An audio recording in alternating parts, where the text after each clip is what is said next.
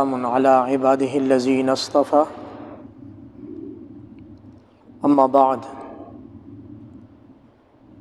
فأعوذ بالله من الشيطان الرجيم بسم الله الرحمن الرحيم يا أيها الذين آمنوا اتقوا الله وقولوا قولا سديدا وروي عن النبي صلى الله عليه وسلم أنه قال عليكم بالصدق فإن الصدق ينجي والكذب يهلك آمنت بالله صدق الله العظيم وصدق رسوله النبي الكريم ونحن على ذلك من الشاهدين والشاكرين والحمد لله رب العالمين۔ معزز سامعین کرام، السلام علیکم ورحمۃ اللہ وبرکاتہ۔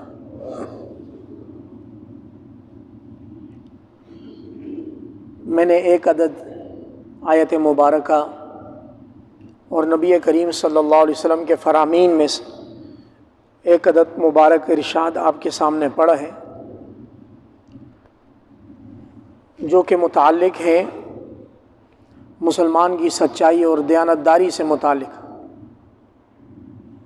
سچائی اور دیانتداری ہمارا بچپن کا سبق ہے۔ اسکول کے زمانے میں، مدرسے کے زمانے میں، والدین کی تربیت میں، پرورش پانے کے زمانے میں یہ سنے سنائے الفاظ ہیں جن کا مفہوم ہم نے چھوڑ دیا ہے۔ اللہ رب العزت فرماتے ہیں یا ایھا الذین آمنو، اے ایمان والو۔ چنانچہ یہ خطاب، یہ آیت متوجہ ہو رہی ہے اس شخص کی طرف جو اللہ اور اس کے رسول پر ایمان لایا ہے۔ کفار، ادیان باطلہ سب کے سب اس آیت میں سے ہٹ جائیں گے، اور جن لوگوں سے خطاب ہو رہا ہے وہ اس وقت مسجد عاشق میں بیٹھے ہوں، یعنی کہ مسلمان۔ اے ایمان والو، اتقوا اللہ، اللہ سے برابر ڈرتے رہو۔ تقوی اور پرہیزگاری پر گزشتہ جمعے کو بیان ہوا ہے۔ وقولوا قولا سدیدا، سیدھی صاف ستھری سچی بات کرو، کھری بات، سچی بات۔ اسی سے سچائی، اسی سے دیانتداری ہے۔ نبی کریم صلی اللہ علیہ وسلم کا فرمان ہے علیکم بالصدق۔ یہ والی حدیث اکثر جمعے کے خطبوں میں سے پہلے خطبے میں پڑھی جاتی ہے۔ آپ لوگوں پر سچ لازم ہے، آپ لوگوں پر علیکم بالصدق لازم ہے، آپ پر سچ۔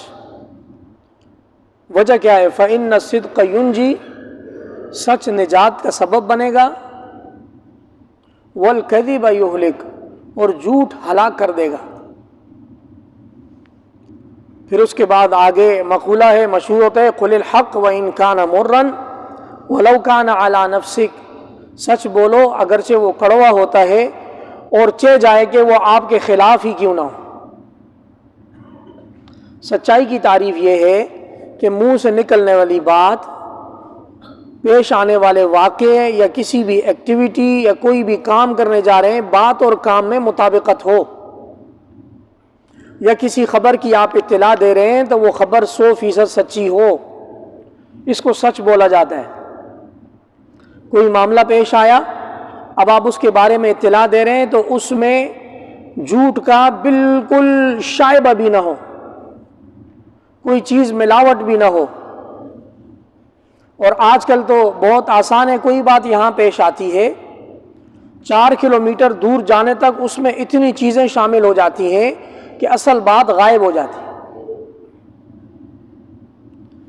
سچائی اور دیانتداری ہمارے نبی کریم صلی اللہ علیہ وسلم کی سیرت میں بالکل ٹاپ پر، یہاں تک کہ نبوت سے پہلے صادق اور امین تھے۔ آج ہم لوگوں نے نبی کریم صلی اللہ علیہ وسلم کی جو چنیدہ پسندیدہ سنتیں تھیں، حضور کے جو بہترین اخلاق تھے، وہ چھوڑے ہوئے ہیں، تو امت اس وقت ذلت اور رسوائی کا سامنا کر رہی،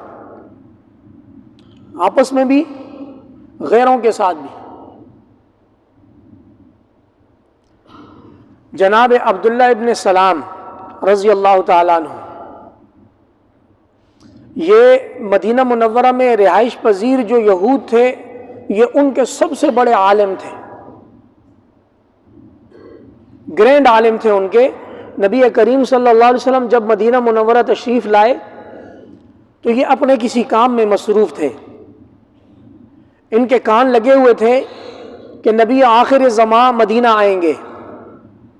چونکہ نبی کریم صلی اللہ علیہ وسلم کے مدینہ منورہ تشریف لانے سے پہلے حضور کے 2 صحابی مدینہ منورہ میں قرآن مجید کی تعلیم دینے کے لیے پہلے آ چکے تھے حضور کے حکم پر، اور وہ لوگوں کو سورت سبح اسم ربک الاعلی کی تلاوت اور تعلیم دیتے تھے۔ تو ایک ماحول بنا ہوا تھا کہ نبی آخر الزمان مدینہ منورہ تشریف لانے والے، اور یہود کی مدینہ منورہ میں کئی 100 سال پہلے آباد ہونے کی وجہ یہ تھی کہ نبی آخر الزمان ان کی اولاد میں سے آئے گا۔ یہ لوگ سب کے سب مدینہ منورہ کے نخلستان میں اس وجہ سے آباد ہوئے تھے کہ نبوت ابراہیم علیہ السلام کے بعد اسحاق علیہ السلام، اسحاق علیہ السلام کے بعد یعقوب علیہ السلام، اور پھر یہ نبوت آخر تک ہماری نسلوں میں چلے گی۔ لیکن اللہ پاک نے سیدنا اسماعیل علیہ السلام کی اولاد کو عزت بخشنی تھی، تو نبوت اسحاق علیہ السلام کے بجائے نبی آخر الزمان جناب اسماعیل علیہ السلام کی اولاد میں تشریف لائے۔ لیکن یہ یہودی اس شرف کو، اس عزت کو حاصل کرنے کے لیے 400 سال پہلے قریباً آ کر مدینہ منورہ میں آباد ہوئے تھے۔ تو ان کو اچھی طرح علم تھا کہ نبی آخر الزمان کا حلیہ مبارک کیسا ہوگا، ان کی عادات، ان کے اخلاق اور اوصاف کیسے ہوں گے۔ میں بڑی دقیق بات آپ کو بتانے جا رہا ہوں۔ عبداللہ بن سلام رضی اللہ تعالیٰ عنہ کی کان پر یہ بات جب پڑی کہ نبی آخر الزمان محمد عربی صلی اللہ علیہ وسلم مدینہ منورہ میں جلوہ افروز ہو گئے، تو یہ اپنے کسی کام میں مصروف تھے۔ اب انہوں نے اتنی فرصت نہیں، ان کے ہاتھ میں کچھ سامان تھا جو انہوں نے اپنے گھر میں چھوڑ کر حضور کی خدمت میں جانا تھا۔ روایات میں آتا ہے انہوں نے اتنی جلدی کی کہ وہ سامان اپنے ساتھ لے گئے کہ گھر بعد میں جاؤں گا، پہلے اس نبی آخر الزمان کی زیارت کر لوں، چہرہ مبارک دیکھ لوں۔ مسلمان کی بات نہیں ہو رہی، یہ اس وقت تک اسلام نہیں لائے تھے۔ فرماتے ہیں جب میں نبی کریم صلی اللہ علیہ وسلم کی خدمت میں حاضر ہوا، میں نے دور سے چہرہ انور کو دیکھا، عرفت وجہہ ان وجہہ لیس بوجہ کذب، میں نے حضور کی پیشانی اور چہرہ مبارک دیکھ کر میرے دل نے یہ گواہی دی کہ یہ جھوٹا چہرہ نہیں ہے، یہ سچا آدمی ہے۔ اور وہیں یہود میں سے سب سے پہلے ایمان یہ لے کے حضور کا چہرہ مبارک دیکھ کر ایمان لانے والے، چونکہ عالم کتاب تھے، کتابوں میں جتنی حضور صلی اللہ علیہ وسلم کی نشانیاں تھیں وہ حضور میں سامنے نظر آئیں۔ چنانچہ کوئی سوال جواب نہیں کہ آپ کون ہیں، آپ کا دعویٰ کیا ہے، آپ کا معجزہ کیا ہے، آپ کے نبوت کی دلیل کیا ہے۔ نبی کریم صلی اللہ علیہ وسلم کا سچا چہرہ مبارک دیکھ کر عبداللہ بن سلام جو کہ محقق عالم تھے یہود کے، پہلی محفل میں، پہلے لمحے میں ایمان لائے۔ یہ حالت تھی نبی کریم صلی اللہ علیہ وسلم کے کردار کی۔ سچائی اور دیانتداری کا وہ سبق جو ہم بھولے ہوئے ہیں۔ میں نے گزشتہ جمعے کو ایک شرم اور عار والی بات آپ کے سامنے میں نے اس کو ذکر کیا کہ ہمارے 2-4 کلومیٹر کے اندر دینی عبادت گاہیں، مدرسے، بہت کچھ ہیں،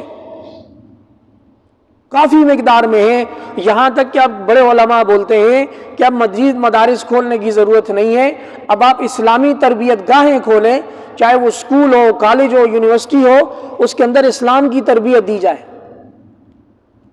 تو چند کلومیٹر کے ایریا کے اندر اتنی دینی عبادت گاہیں موجود ہیں، لیکن انہی چند کلومیٹر میں ہمیں کوئی چیز خالص نہیں ملتی۔ تو ناکامی عمل کی، سچائی دیانتداری کا نام و نشان نہیں ہے۔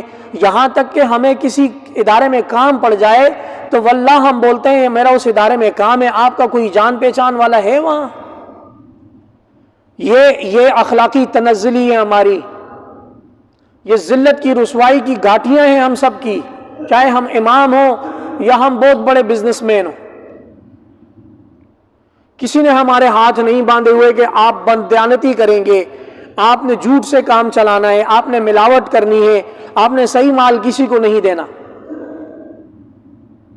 کسی نے ہاتھ نہیں باندھے ہوئے، بلکہ رفتہ رفتہ اخلاقی تنزلی کا شکار ہوتے ہوتے آج ہم اس مقام تک پہنچ گئے ہیں کہ کہیں کوئی کام پھنس جائے، لیگل کام پھنس جائے، اس کے لیے بھی ہم شارٹ کٹ تلاش کرتے ہیں، جبکہ یہ چیز دیگر اقوام کے ہاں انتہائی ناپسندیدہ ہے۔ دیگر کسی ملک میں اگر آپ کا مثال کے طور پر پاسپورٹ لائن میں لگا ہوا ہے اور آپ کسی ڈپارٹمنٹ سے پوچھتے ہیں میرے اس معاملے کا کیا ہوا، تو اس پہ آپ کو جسٹیفیکیشن دینی پڑتی ہے کہ آپ کو اچھی طرح معلوم ہے ہمارا ایک پروسیجر ہے اتنے دن کا، اس میں آپ کو پوچھنے کی جرت کیسے پیش آئی۔ سچائی اور دیانتداری تو بولا بسرا قصہ ہو گیا،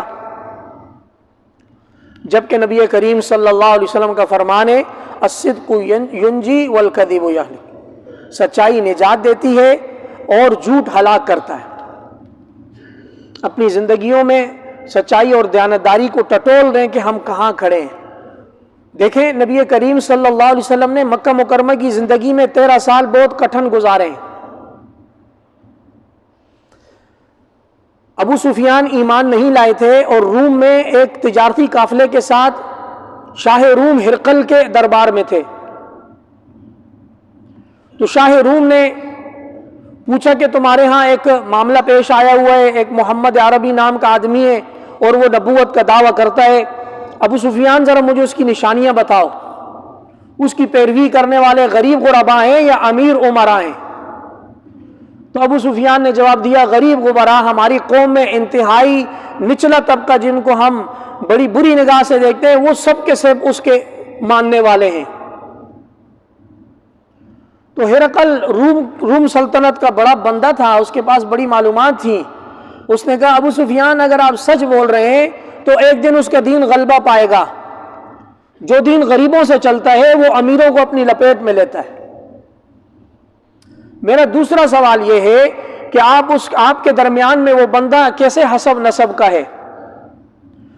تو ابو سفیان ایمان نہیں لائے، نبی کریم صلی اللہ علیہ وسلم کے جانی دشمن تھے اس وقت، جھوٹ وہ بھی نہیں بول رہے تھے۔ ہرقل جو نبی کریم صلی اللہ علیہ وسلم کے بارے میں سوال کر رہے تھے وہ پورا جواب سچا دے رہا تھا۔ سنتے جائیں، پوچھا بھائی اس کا حسب نسب کیا ہے؟ قال هو فی اعلانا، محمد کا حسب نسب ہم میں سب سے اعلیٰ اور اشرف ہے۔ کہا اس کی عادتیں کیا ہیں؟ دیکھ لیں ایک غیر مسلم، ایک غیر مومن آدمی نبی کریم صلی اللہ علیہ وسلم کے بارے میں اطلاع دے رہا ہے، اور وہ غیر مومن آدمی ایک دوسرے دیار میں گیا ہوا ہے، اجنبی ہے کسی سلطنت میں، وہاں وہ جا کر سچ بول رہا ہے۔ تو اس نے پوچھا کہ اور نشانیاں بتاؤ محمد کی، تو اس نے بتایا کہ انہو یحمل الکل ویکسب المعدوم ویقری الضیف، نبی کریم صلی اللہ علیہ وسلم کی بڑی بڑی نشانیاں، محمد عربی کی بڑے بڑے اخلاق اور اوصاف میں سے یہ ہے کہ وہ تکلیف برداشت کرنے کے باوجود صلہ رحمی کرتا ہے، وہ غریب مسکین کو کھانا کھلاتا ہے، وہ مہمان نوازی کرتا ہے، اور کسی کے پاس کپڑے نہ ہوں تو اس کو کپڑے بھی پہناتا ہے۔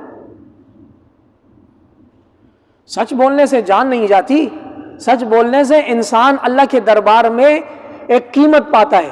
حدیث شریف کا مفہوم ہے کہ انسان سچ بولتا جاتا ہے، برابر پوری زندگی سچ بولتا جاتا ہے، یہاں تک کہ وہ اللہ کے دربار میں صدوق لکھا جاتا ہے، بہت زیادہ سچ بولنے والا، اور اللہ رب العزت اس کو مخلوق میں سچے کے نام سے مشہور بھی کر دیتے۔ دوسری جانب ایک شخص زندگی، یہ بھی حدیث شریف کا مفہوم ہے، ایک شخص اپنی زندگی میں جھوٹ بولتا جاتا ہے، کوئی موقع جانے نہیں دیتا، گھر، مارکیٹ، آفس، سفر، دائیں بائیں، جہاں موقع ملا جھوٹ بال ڈال دی، یہاں تک کہ وہ اللہ کے دربار میں کذاب لکھا جاتا ہے اور اللہ اس کے لیے جہنم کو مقدر کر دیتے۔ تو سچائی اور دیانتداری میرے معزز سامعین کرام ہمارے بچپن کا سبق ہے، چھوٹے بچوں کو یہ پڑھایا جاتا تھا، لیکن افسوس یہ ہے کہ اس پر عمل ہمارا چھوٹا ہوا ہے، بہت دور رہ گئے ہم اس سے۔ اللہ کریم ہمیں دوبارہ سچائی اور دیانتداری کے قریب لے آئیں۔ اور یاد رکھیں اولاد کی تربیت میں اولاد کا حق ہے کہ یہ آپ لوگ تربیت کریں گے. بچوں کو ہم نے دینی مدارس سے دور کر دیا بہت ساری وجوہات سے، مساجد سے بچے دور ہو گئے، اسکولوں میں تربیت اللہ کے نام کی رہ گئی، اللہ معافی دے دیں. ابھی گزشتہ ہفتے اسلام آباد میں ایک اسکول میں ڈانس پارٹی ہو رہی تھی. کہاں سے وہ دیانتداری اور اعلیٰ اخلاق کا سبق لیں گے؟ وہ تو مغرب کی تہذیب میں جو دھلے جا رہے ہیں، بہے جا رہے ہیں. علامہ اقبال مرحوم نے فرمایا اٹھا کے پھینک دو باہر گلی میں، پاکستان بننے سے پہلے اٹھا کر پھینک دو باہر گلی میں، نئی تہذیب کے انڈے ہیں گندے، گندے انڈوں سے اگلی نسل ایسی ہی آنی ہوتی ہے. تو جس کو یہ گریٹر اقبال اور سر اقبال بولتے ہیں، یہ ان کی تعلیمات ہیں. واللہ مشرق میں روشنی ہے، مغرب میں اندھیرے ہیں. مغرب میں اگر آپ اندھا دھند ان کی فالو کریں گے تو آپ یہ سچائی، دیانتداری، ان چیزوں سے بہت دور ہوتے جائیں گے. آل دو کہ مغرب والے اپنے معاشرے میں سچائی، دیانتداری، عدل و انصاف کو اوپر رکھتے ہیں اور وہ اس پر عمل پیرا ہوتے ہیں، لیکن وہ سب کا سب ان کا یہ کام ہے کہ وہ اپنے آپ کو سپورٹ کرتے ہیں. جب ان کی سوسائٹی میں مسلمان رہتے ہیں اس کو بھی سپورٹ کرتے ہیں. تو یہاں مشرق میں مسلمان کو کیا ہوگا؟ کسی نے ہاتھ باندھ لیے، کوئی ایسی افتاد ٹوٹ پڑی ہے، مصیبت آ گئی ہے کہ ہم نے طے کیا ہے کہ زندگی میں کبھی سچ بولیں گے نہیں. اولاد کی تربیت آپ کا حق ہے. قیامت والے دن اولاد گریبان سے پکڑے گی کہ ہمیں ہمارے والدین نے سچائی کا درس نہ دیا، نہ پڑھایا، نہ سمجھایا. میں نے پہلے کچھ چند عرصہ پہلے گزارش کی تھی کہ اپنی زندگی میں، خاندان میں اگر آپ بڑے ہیں، آپ صبح میں یا شام میں فیملی کی ایک محفل، ایک بیٹھک لگائیں. صبح کے ناشتے پر لگائیں، رات کے کھانے پر لگائیں، دن میں بھی لگا سکتے ہیں، جس میں بیٹھ کر پوری فیملی کے اعمال و اخلاق کا تجزیہ کریں. سب سے پہلے والد یہ بولیں کہ میں نے آج صبح سے لے کر شام تک یہ کام کیا، مجھے یہ دشواری پیش آئی، مجھے اس بد کلامی اور بدخلقی کا یہ سامنا ہوا، میرے ساتھ کسی نے بد اخلاقی کی، میں نے اس کا جواب بد اخلاقی میں دیا، خوش اخلاقی میں دیا. سب سے پہلے اپنی ڈیلی رپورٹ رکھیں، پھر دائیں سے شروع کریں، بیٹا بیٹی آپ نے کیا کیا، آپ نے کیا کیا. وہاں محسوس کریں جہاں آپ کے بچوں میں اخلاقی کمی ہو، سچائی، دیانتداری کی کمی ہو، وہاں اس کو وہ پوائنٹ ہے اس کو نوٹ آؤٹ کریں، بولیں بیٹا یہ آئندہ نہیں ہونا چاہیے. اور اگر کہیں آپ کو اس کے اعلیٰ اخلاق نظر آئیں، وہیں اس کو انعام سے نوازنا چاہیے، بیٹا آپ نے میرا سر فخر سے بلند کر دیا. یہ والدین کی ذمہ داری ہے. یاد رکھیں اس سے جتنی آپ آنکھیں چرائیں گے کام خراب ہوگا. ہماری اس کمیونٹی کے اندر جو ٹین ایجرز بچے ہیں ان کے اخلاق انتہائی اخلاق باختہ ہوتے جا رہے ہیں. بچے گاڑیوں کے پیچھے چھپ کر ریپ پی رہے ہیں، وہ جو سگریٹ نہیں آتا الیکٹرک، اس کے دھوئیں اڑائے جا رہے ہیں. والدین کو نہیں پتا، شام کو وہی بچے جا کے والدین کی نگاہوں میں سب سے اچھے بچے بن جاتے ہیں. یاد رکھیں اخلاق، سچائی اور دیانتداری کی ہمیشہ اہمیت رہی ہے اور یہ آپ کی اولاد کی تربیت میں بہت اہم کردار رکھتی ہے. دو آپ کو واقعات سناتا ہوں پھر میں اپنی بات مکمل کرتا ہوں جو ہمیں سچائی، دیانتداری کی طرف راغب کرتے ہیں. جس زمانے میں حدیث شریف جمع کی جا رہی تھی کتابوں میں، پہلے تو حدیث شریف 150-200 سال تک سینہ بہ سینہ چلی ہے، اس کے بعد اس کو کتابی شکل دینے کی ضرورت پیش آئی. تو ایک راوی ایک حدیث شریف لینے کے لیے کوفہ سے گھوڑوں پر سفر کر کے مصر گئے، بہت لمبا راستہ ہے، اور ان راویوں نے حدیث شریف کو جمع کرنے میں انتہائی احتیاط سے کام لیا ہے. جہاں تھوڑا سا بھی شبہ پیش آیا اس شخص سے اگرچہ حدیث سچی تھی لیکن حدیث کی روایت نہیں لی کہ یہ بندہ اس کے پاس حدیث شریف سچی ہے لیکن اس کا عمل حدیث شریف کے مطابق نہیں ہے، لہذا اس سے حدیث شریف چھوڑ دی جائے گی. اتنا لمبا سفر کرنے کے بعد وہ حدیث شریف مصر کے اس صاحب کے پاس تھی. یہ راوی ان کے پاس گئے، دیکھا تو وہ اپنے گھوڑے کو بلا رہے ہیں اور انہوں نے اپنی جھولی اٹھائی ہوئی ہے اور مخصوص آواز دے کے گھوڑوں کو بلا رہے ہیں تاکہ گھوڑا ان کے قریب آئے. گھوڑا قریب آیا، اس نے اپنی جھولی چھوڑی، اس میں کچھ بھی نہیں تھا، گھوڑے کو پکڑ لیا. گویا کہ ایک چال چلی گھوڑے کو اپنے قریب لانے کے لیے. تو یہ کوفہ سے جانے والے شخص نے جب دیکھا کہ یہ شخص گھوڑے کو قریب بلانے کے لیے جھوٹ بول سکتا ہے، میں اس سے نبی کریم صلی اللہ علیہ وسلم کی روایت نہیں لے سکتا. اتنی احتیاط کی گئی ہے. ختم نبوت کے معاملے میں علامہ انور شاہ کشمیری رحمہ اللہ کو کسی نے انگریز کی عدالت میں کان میں بولا کہ آپ کے ڈیتھ وارنٹ جاری ہو جائیں گے، یہ جو ختم نبوت کا موقف ہے اس میں تھوڑا بہت رد و بدل کر دیں، ایسے الفاظ کہہ دیں جس کے دو مطلب نکلیں، تو ہم بولیں گے یہ مطلب نہیں ہے، یہ مطلب ہے۔ سچائی اور دیانتداری کوئی مشکل کام نہیں ہے، عزم بن جائے انسان خود بھی اختیار کرتا ہے، اولاد کو بھی اس پر لاتا ہے، چاہے جسم پر آرے پھر جائیں۔ علامہ رحمہ اللہ نے وہیں وہ چیمبر میں کھڑے ہوئے 2 قدم پیچھے ہوئے اور کہا خدا کا خوف کرو، بیان بدلا تو ایمان بدلا۔ ختم نبوت کے معاملے میں اگر بیان بدلا تو ایمان بدلا۔ اللہ کریم ہمیں سچائی اور دیانتداری کو اپنانے کی توفیق عطا فرما دے۔ وآخر دعوانا ان الحمدللہ رب العالمین۔ سنتیں ادا کیجیے۔